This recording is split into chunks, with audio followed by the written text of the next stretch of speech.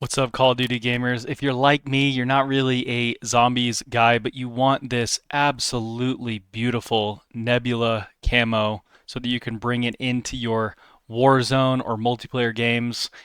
It is insanely beautiful. Honestly, screenshots, stuff like that, don't really do it justice. Like, this probably is the most beautiful camo we've ever gotten. And look, it's even like reactive as you're firing. It kind of reminds me of like a haunted take on stained glass. There's even like some rainbow vibes going on. It's got the typical kind of dark ether vibe of a zombies mastery camo. It is insanely gorgeous, make no mistake, but I think a lot of people are intimidated by that 100+ hour grind that it takes to get this thing.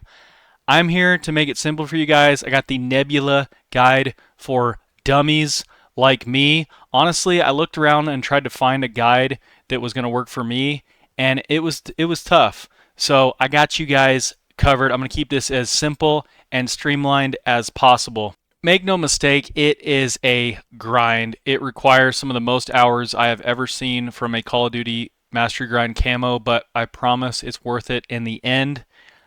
These headshots, honestly, it's just put the time in. Some people are going to like training zombies. When we get to the Nebula guide, I can show you a couple spots I like to train them. You can also set up like God spot glitches, stuff like that, if that interests you. Not really the purpose of this video though. At the end of the day, for headshots, you got to just put the work in. Couple notes I can say there though. Parasite eliminations has got to be on Terminus. You'll get it done a lot faster on Terminus, so try to plan in advance for that. Vermin, obviously going to be better on Liberty Falls. Couple other minor tips. Try to organize things such that you are banging out opal while you're doing gold on another gun. So for example, get all the SMGs gold, and while you're getting the snipers gold, you can switch to your SMGs and be efficient killing manglers. Obviously, that's only going to take one headshot out of 2,000 from your sniper grind. Meanwhile, it's contributing 1 out of 30 toward your opal on that SMG. It's very crucial that you do that.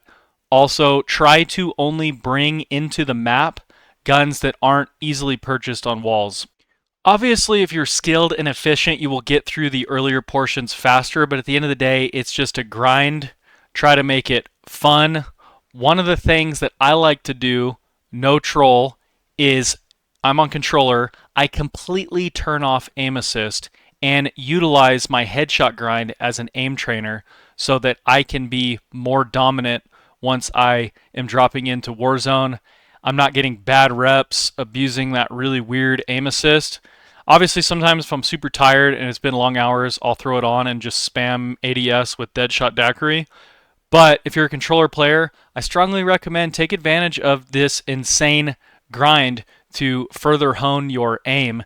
Then once you layer aim assist on top of it, you are going to be shooting straighter than ever. Just a fun little tip to help the passage of time go quicker. Once you reach the Nebula portion, that is when skill and efficiency really comes into play. If you aren't good at zombies, you're going to struggle on this portion. I have tested it for you guys. I grinded a couple of Nebula guns the old-fashioned way, just pushing maximum rounds, 50 plus rounds. The elite spawns are horribly undertuned in this game. It almost felt like I was getting more elites rounds like 25 through 35. Once I passed that, it was so slow going. I have a method which will, depending on your speed and efficiency with each route, will at least double your elites per hour, if not quadruple it. And I am going to explain it to you guys in a way that a zombie dummy like myself can understand. Before we get into the meat and potatoes of this guide, if you guys are new around here, consider subbing. Would really love to have you in the Giga fam. Likes, comments, shares, all that stuff is appreciated, especially if this video was helpful or enjoyable to you in any way. I do live stream over on Twitch where I'm partnered. Just started multi-streaming to YouTube as well. I'm primarily a Warzone guy. I'm going to be bringing these gorgeous camos into Area 99 tomorrow. We're going to be dropping high kill games. We're going to be running up win streaks. If there's nukes, you can bet your bottom dollar we're going to be world first to set them off. Without further ado, let's get into the Nebula guide. To maximize the efficiency of this method for grinding the 10 elite kills for Nebula as fast as possible on each weapon, we are going to be playing solo Liberty Falls. The reason for this is so that we can save and quit and then farm the elite that we generate per round twice instead of just once. That also will include the naturally spawning elites, the abominations. Essentially what we're going to be doing is getting the Liberty Falls Easter egg going, but we are not going to complete it. The sooner we get the setup complete, the faster we can start spawning elites, and the earlier the round where they're going to have minimal health and we can be maximally efficient. So the first thing we do that kind of gates us on how fast we get this done is we head over to the cemetery and we want the groundskeeper to spawn. We don't necessarily have control over when he spawns, but we want to get here as early as possible in case we get an early round spawn on the groundskeeper.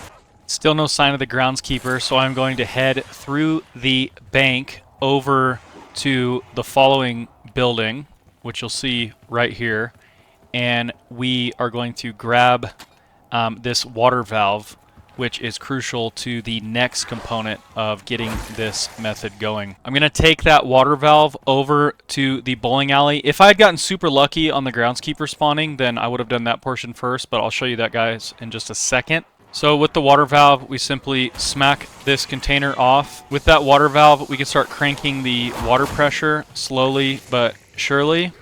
I really don't want to progress the round because it really maximizes our efficiency if we can get an early spawn going for these elites. So we can just sort of kite these zombies around and slowly whittle away at the water pressure. If you accidentally progress the round, it's really not the end of the world. We're just trying to maximize efficiency. Plus, we might even end up getting unlucky with the groundskeeper spawn anyway. One thing that's kind of nice from all the extra adds that spawn here, we can really start to run up our essence. Once it's ready to blow, you can just go ahead and tank those hits because they're all going to get fried anyway. Make sure you pick up this water pressure gauge. And we just head back toward the cemetery, and we're kind of at the mercy of when that groundskeeper spawns. You're also going to want to open up the church and every round farm these crystals if you can. They'll drop a surprisingly high amount of salvage. Alright, so we got a round 8 groundskeeper spawn. Not the best, and certainly not the worst. So we're going to go ahead and take him out, and then he will drop the tool shed key. Oriented from where we got the water valve from this flower shop, we're just going to go up these stairs, and you are going to see the tool shed on your right. We're going to use that key to open this door and grab the handbrake. So make sure you're saving that scrap, because right after we grab that handbrake, we go ahead and purchase a mangler cannon from this crafting table. Very important item. If for some reason you get a late groundskeeper spawn, or you mess stuff up, you're advancing rounds, and it's already round 11, don't waste your salvage. Just there will be a mangler that spawns. Shoot his arm off, and then that's how you get the mangler cannon in that case. You'll save for some scrap. It's still not worth it to do that way, though, because we're going to get an extra 2 rounds at least this way by just go ahead and purchasing it, which is going to just ramp up our efficiency. And now that we have the mangler arm cannon, head back to the spawn, open this barrier, head straight, and on your right you will shoot the door to this electronics superstore. Head inside and interact with debris piles until you find the next item. Vermin and salvage can pop out of them until you find the right one.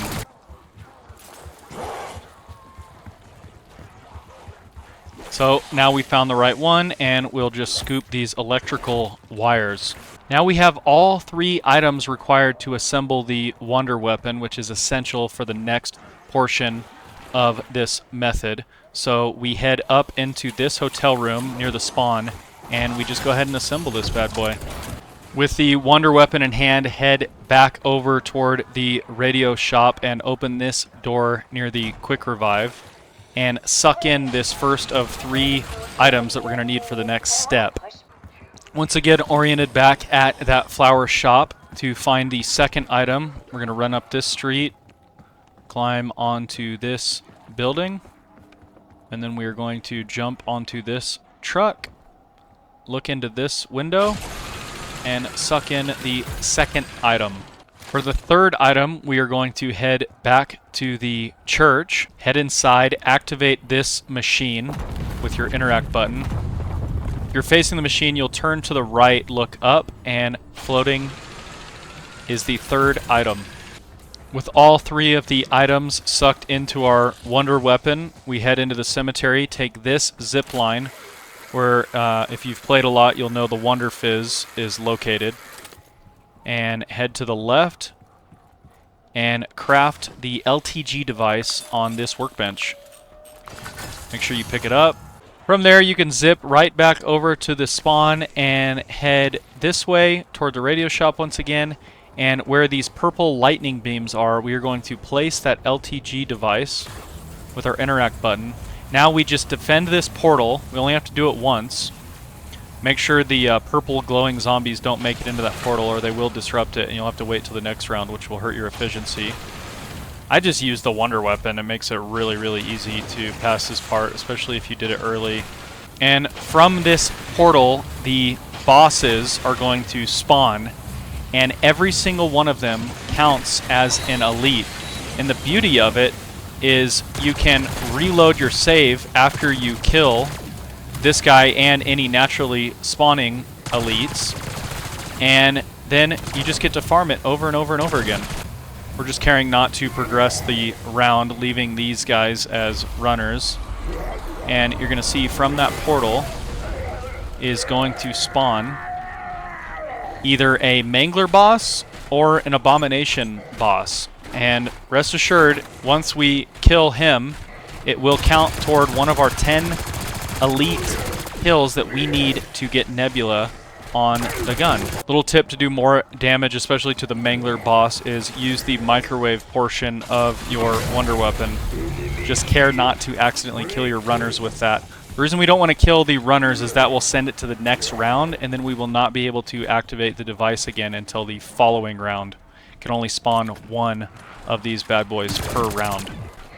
On this first jaunt, especially since we got it done before round 10, I wouldn't reload this save because it's going to make you do all of the steps that we just did to spawn the device just to get one more elite, which I don't find to be efficient. Alright, we're going to take him out, and that will count toward one of our Nebula kills. I usually like to wait a second because it seems to take the game a second to register. When I've killed the runners like immediately after I kill that boss, sometimes it doesn't let me activate the device again.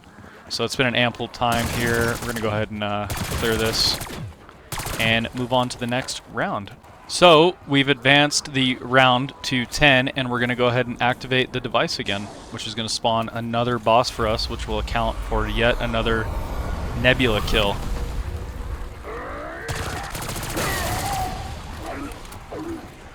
So once he's killed, this is where kind of the max efficiency starts to come into play and why we're playing on solo. We are just simply going to save and quit.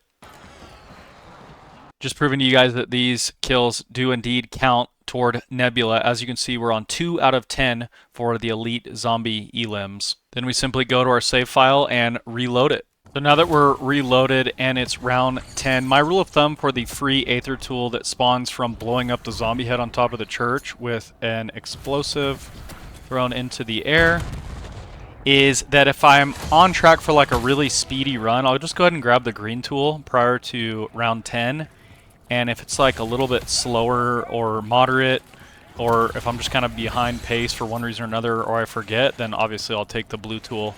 If you do wait for the blue tool though, just make sure you're doing it on a round that you're not going to be saving and quitting out of, or it's just going to reset it and you're going to have to do it again anyway, which is wasting time.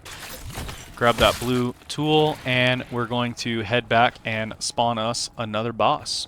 By the way, as far as ammo types go, you're going to want to either run Cold or Shadow Rift. I'm not confident the others won't steal your boss kills, which would be really bad and not worth the extra kill speed. But we're just going to spawn another boss by interacting with the button. As you can see, we got one of the abomination bosses, which tend to be a little bit easier to kill. So we're just going to take him out, and that will already be number 3 toward Nebula. Now obviously we can only save and quit once per round. We're only on round 10 and we've already done 3. And now we're going to be even more efficient. We're going to be getting at least 2 per round, plus whatever naturally spawns in. But yeah, we can go ahead and progress the round. The only other thing I'll add, guys, is you do not want to blow all your resources on the first gun especially. Like, save your salvage and essence for getting that second gun up to speed, just so you can be as efficient as possible, spending less time setting up and more time farming specials. So you are going to have to get comfortable taking these bosses out a little bit weaker. But yeah, the great thing about this method is you're just going to get more and more efficient as you continue doing it, and it's kind of fun. And even if you're doing it really, really slow, like the first time where you're having to just follow everything step by step with my video up right next to you and rewinding and double checking stuff, maybe screwing up some of the phases, and it will take a couple reps before you do it efficiently, you are still going to be way faster, trust me. I did it the hard way, than if you just try to run up the rounds. Like, the special spawns are really undertuned, especially right now. Maybe they'll up them in the future, but for now, this is by far the best way to be efficient and get these special kills. But that's all I got for you guys today. Good luck on your Nebula grinds. I'm telling you, it's worth it. It's honestly one of the most beautiful camos I've ever seen. When I first saw the screenshots for it, I was a little bit underwhelmed, but man, they just did not do it justice. It is just a beauty once you get it in your hands. So excited to bring these camos with me to the Warzone integration tomorrow. Let me know down in the comments, what is your favorite COD camo of all time, and where does the Nebula camo rank? Also, let me know if you have any questions. I'm going to try to get to every comment if I can. Or let me know if you found this video helpful or if you have any other feedback. Much love.